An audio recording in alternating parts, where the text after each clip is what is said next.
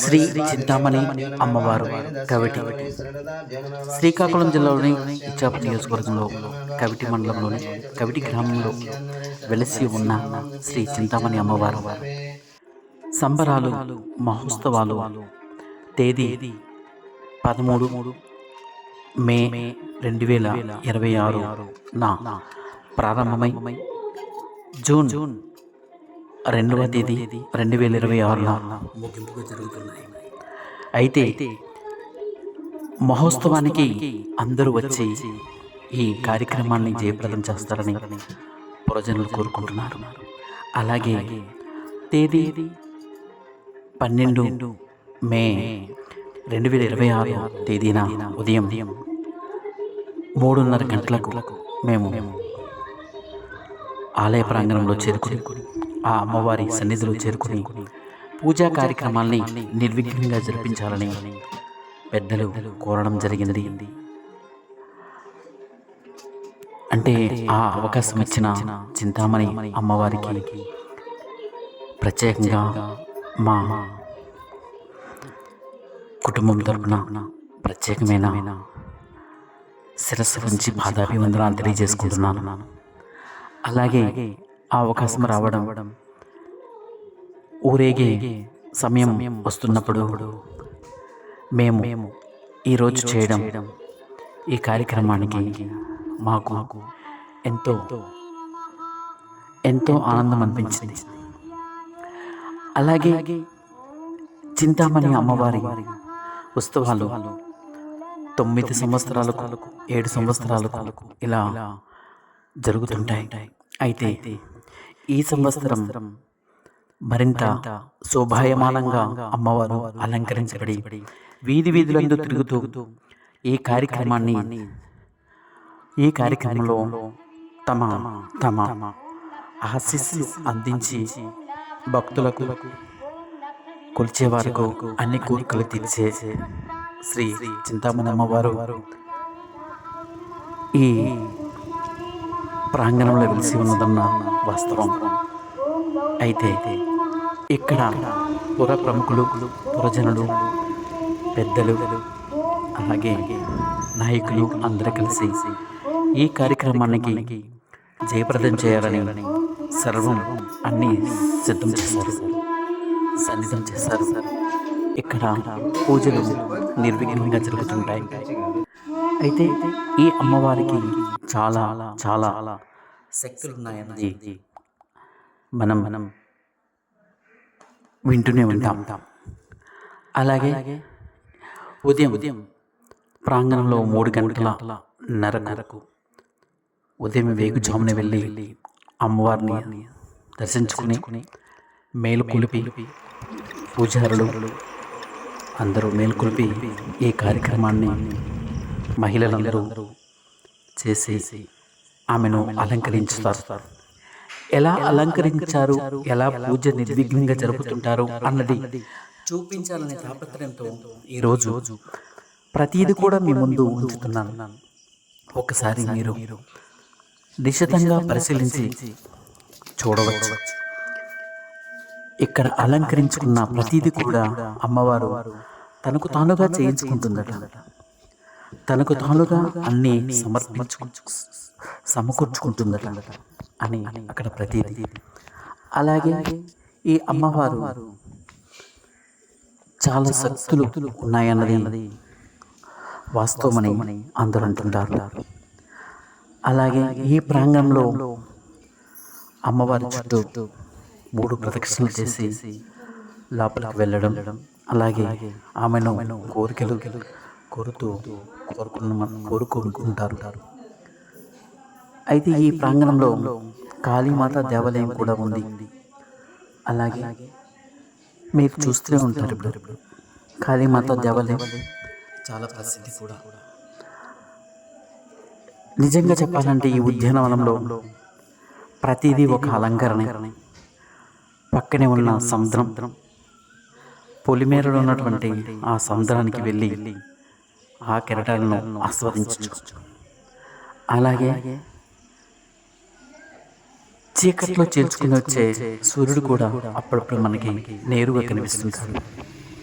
అలాగే ప్రకృతి రమణీయత, పరిశుభ్రమైనటువంటి వాతావరణం, కల్మషం లేని మనుషులు, కలివిడితనంతో ఉన్నటువంటి సాంప్రదాయం, పూజ తప్పని పూజా కార్యక్రమం, ఎంత సాంప్రదాయబద్ధంగా పూజ నిర్వహిస్తున్నారు చూడండి. మొదటిగా అమ్మవారిని నీళ్ళతో ఆ తర్వాత పాలాభిషేకం, పెరుగుతో అభిషేకం, నేతితో అభిషేకం, అలాగే పంచామృతాలతో అభిషేకం చేసి ఆమెను శుభ్రంగా తుడిచి అలంకరించి ఆ తర్వాత ఆమెకు అలంకరణగా ఉన్నటువంటి కాసులు, పేర్లు, అలాగే మెడలో అలంకారమైనటువంటి సూత్రాలు అవన్నీ కూడా సమర్పించడం జరుగుతుంది. సమకూరుస్తారు. పూజా విధానంలో భాగంగా గుడి చుట్టూ మొత్తం పరిశుభ్రంగా తయారు చేసి అంత దైవానుగ్రహంగా జరిగే ఈ కార్యక్రమంలో అన్నీ కూడా చాలా నిష్ఠతో జరుగుతుంటాయి. అందుకే ఈమెకు ఇక్కడ భక్తులకు చాలా నమ్మకం. అందమైన వాతావరణమే కాదు, అందమైనటువంటి అందరి మనసులు కూడా ఇక్కడ ప్రసిద్ధంగా చెప్పాలంటే తేలిక అయిపోతాయి. కష్టాల నుంచి కడలు తీరుతారు. కష్ట సుఖాలు ఒకేలా అనిపిస్తాయి. అక్కడ అది దీపారాధన జరుగుతుంటుంది. అలాగే నేతితో, పాలాభిషేకంతో, పెరుగుతో, పంచామృతాలతో ఆమెకు అభిషేకం చేసి చీరలు అలంకరణ చేసి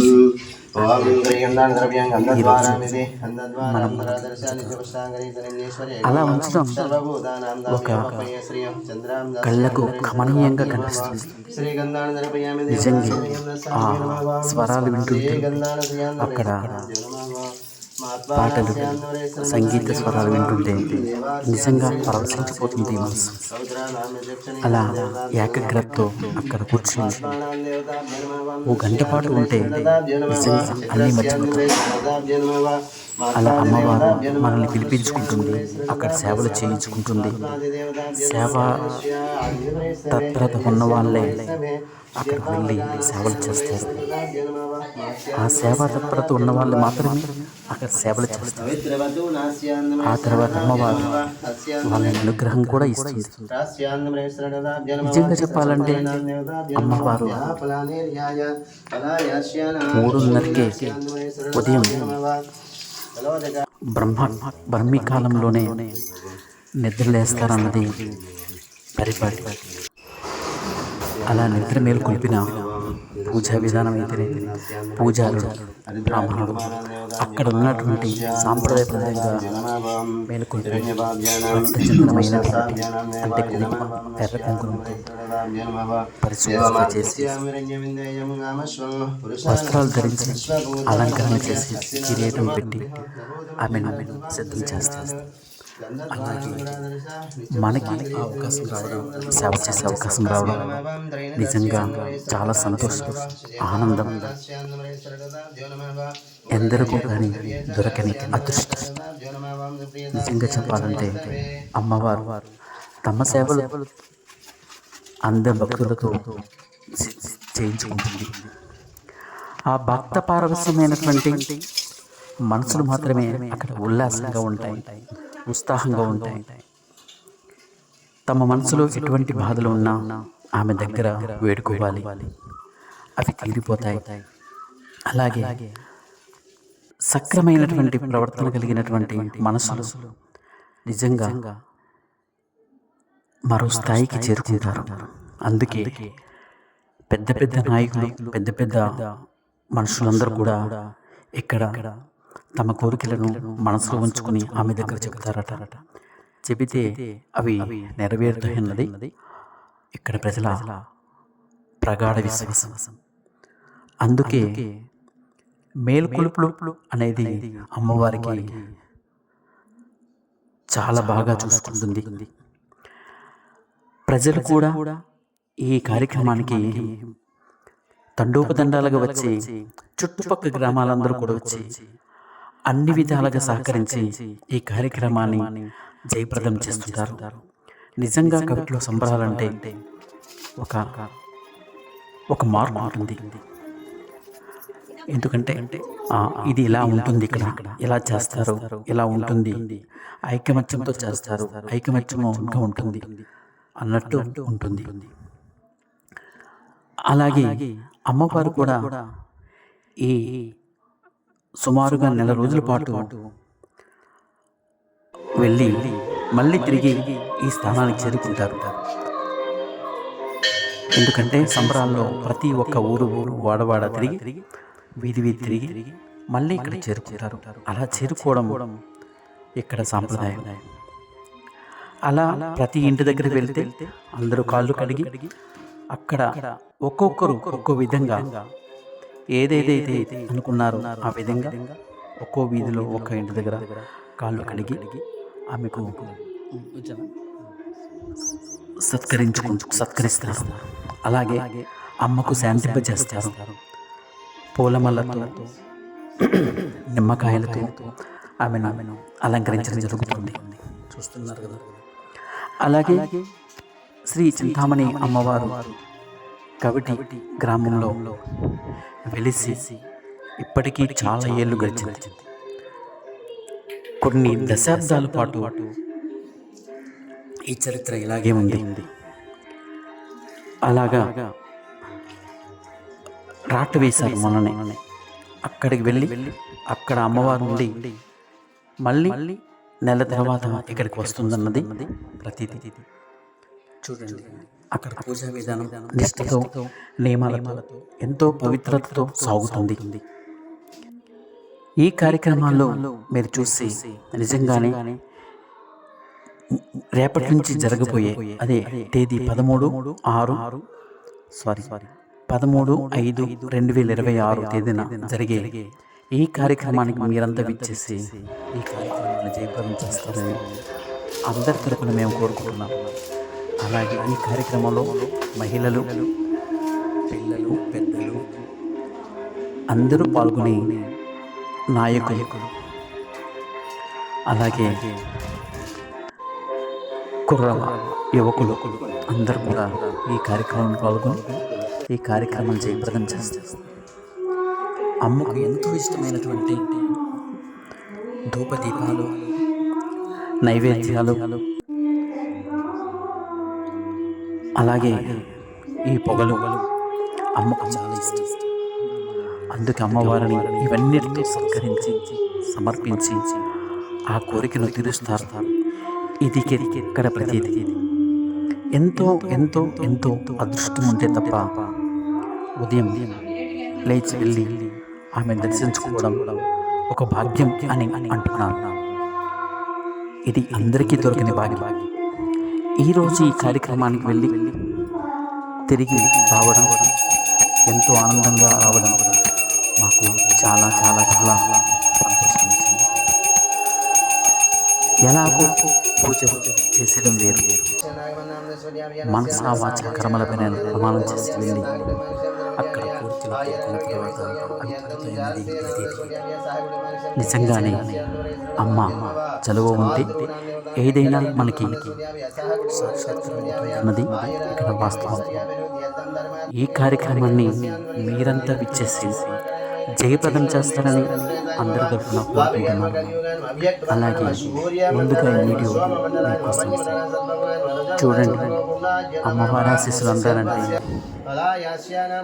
జై చింతామణి అమ్మవారిని మీరు ఒక్కసారి లైక్ చేయండి, కామెంట్స్ పెట్టండి. అలాగే మీకు మంచి జరుగుతుందన్నది నా ఆలోచన. అలాగే జై చింతామణి అమ్మవారు అని నేను మీకు ఈ వీడియో ద్వారా కార్యక్రమం జయప్రదం అవ్వాలని కోరుకుంటూ మీ ముందు ఈ వీడియోని సమర్పిస్తున్నాను. థ్యాంక్ యూ ఫ్రెండ్స్, మీరంతా చూసి ఆనందిస్తారనే ఆలోచనతో మీకు ఈ వీడియోని మీ ముందుంచుతున్నాను. చూస్తారు కదా, మీకు అక్కడికి వెళ్ళి పూజ చేస్తున్నట్టు అనిపించట్లే? అనిపిస్తుంది. అమ్మ చదువుతుంటే అన్నీ సాఫీగా సాగిపోతాయి. అందుకే ఆ చింతామణి అమ్మవారు మీ కోరికలను తీర్చాలని, మీకు సుఖ సంతోషాలు ఇవ్వాలని మనసుగా కోరుకుంటూ ఈరోజు ఈ వీడియో మీకోసం. కవిట్లో సంబరాలు, మహోత్సవాలు మరికొద్ది రేపటి నుంచి ప్రారంభమవుతున్నాయి. సెలవు.